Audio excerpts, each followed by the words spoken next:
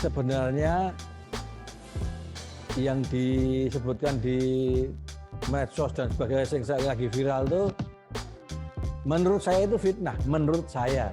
Kenapa saya bilang fitnah? Pertama, saya itu orang kenal belas. Saya nggak kenal belas sama yang namanya Gilang itu. Dikaitkan dengan sumber kekayaan Juragan 99, KJ Edan sebut, menurut saya itu fitnah. Nama KJ Edan alias Oni Hendro Adiaksono belakangan ramai dibicarakan di jagat media sosial.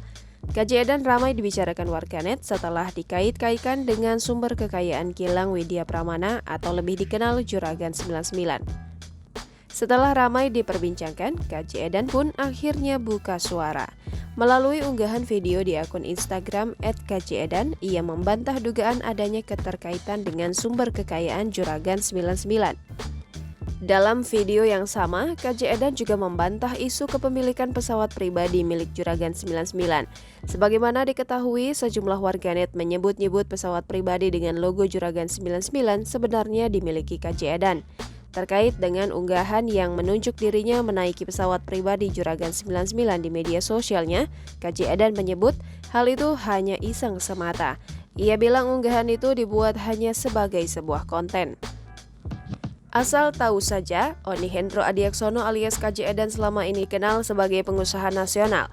Salah satu bisnisnya yaitu properti. Dikutip dari laman keterbukaan informasi Bursa Efek Indonesia, Oni Hendro Adiaksono diketahui sempat menjadi pemegang saham besar di raksasa properti asal Riau, PT Pekanbaru Permai Propertindo.